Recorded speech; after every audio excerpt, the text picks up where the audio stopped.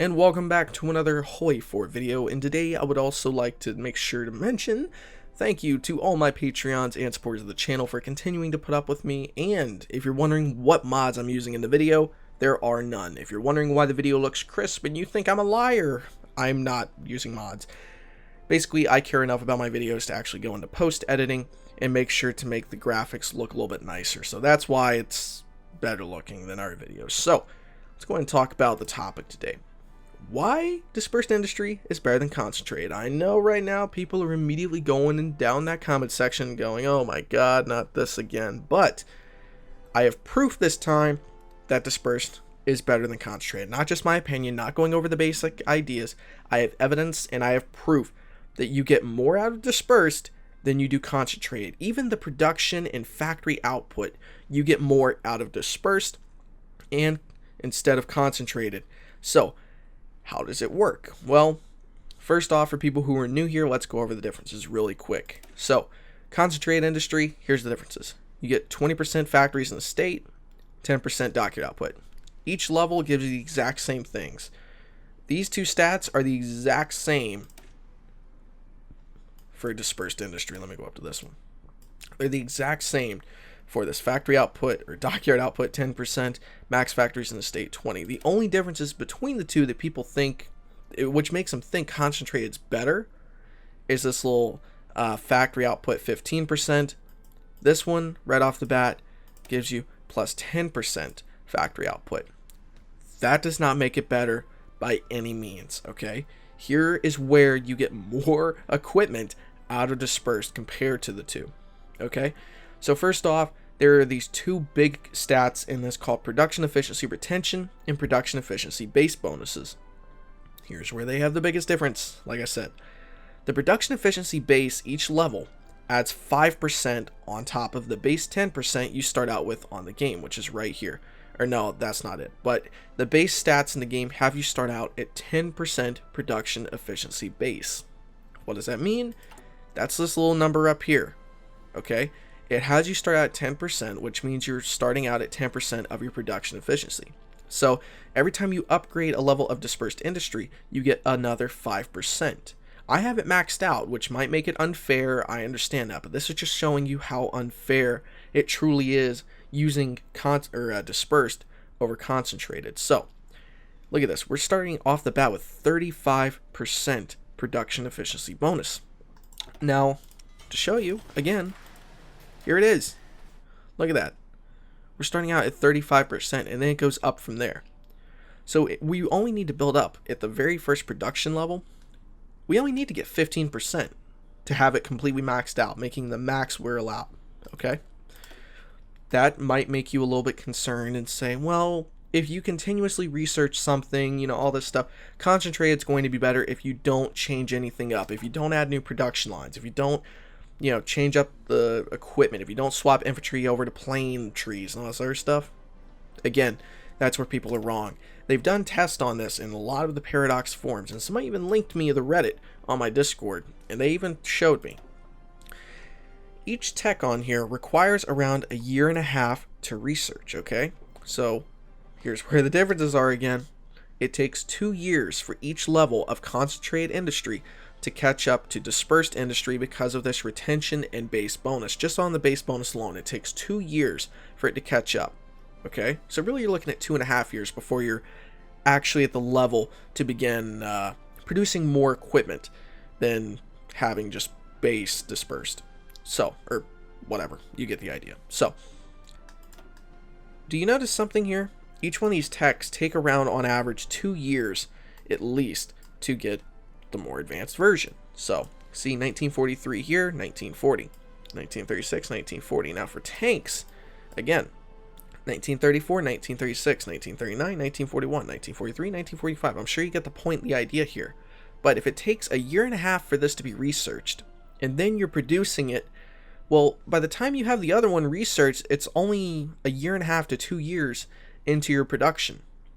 What does that mean? That means you're not, if you're going to be upgrading and getting better units and better equipment, you are not going to be outrunning your production bonuses here whatsoever. The only way to do that is continuously have nothing else being researched. for a minimum, and just have your construction left on those factories, have the factories left on that specific type of equipment for a minimum of a year and a half. So think about that. That would be the United States or some other major power not researching anything extra. Now, this would be okay for nations like British Raj, who probably are going to be more concerned with building up their mills and get equipment and stuff like that to man their troops. For British Raj, it's reasonable. Australia, it's reasonable.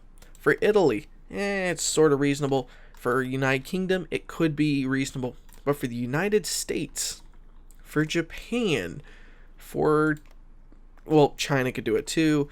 Germany, Soviet Union, it's kind of 50-50. But basically, all the other powers in the world automatically should be doing dispersed industry, because the bonuses don't stop there either. Not by a long shot. So, what other bonuses does it give you on top of starting out at basically that 15% bonus that this one gives you after continuously working on something for 2 years? Well, it also gives you factory bomb vulnerability. Again, that's not that big a deal on multiplayer because a lot of the time strap armors are banned. This is the bonus. Conversion speed bonus. This is the most overpowered thing in the game right here. Okay?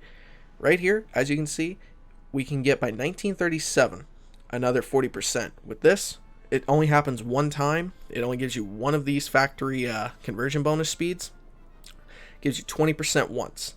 This one gives you 40. This one gives you 40. That would have you running on a base. That would have you based on a 100%. Hold on, let me do this really quick.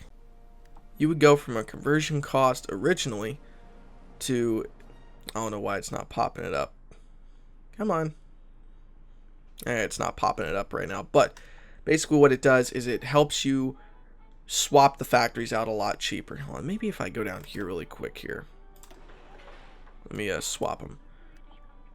And nope, same thing. But you get the idea. It gives you a faster way to begin swapping over these factories. Okay, it is absolutely insane when you really think about this, because the United States doesn't have that many options for building in the very beginning. Okay, what do they have just tons of? Civilian factories.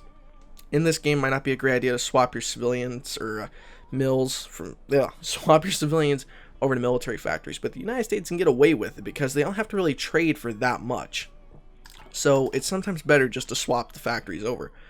So if you had these bonuses right off the bat, you would probably have, like an extra 2 mills in April. So in 4 months of the game, you would have 2 extra mills, but that's not really that big a deal for the United States. It's not really worth it. So again, though, when you really get down to it and think, dispersed industry is way better than concentrated. Okay? Because instead of having to work for 2 years for that production bonus you would get from the 15% factory output, you're going to have plus 5% right off the bat, and then you're going to have plus 10% factory output.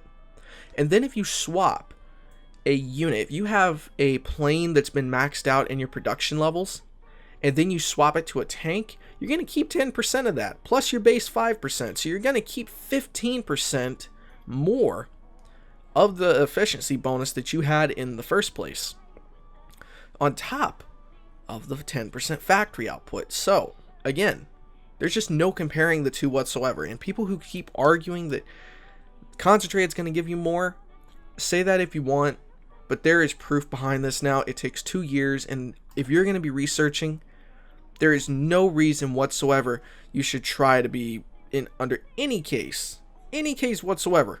If you're not going to be making one thing continuously for a minimum of 2 to 2.5 years, it's going to be way better to go down dispersed industry. So, my final opinion, like a lot of people who agree with me on the other video, if you don't believe me, check the comments.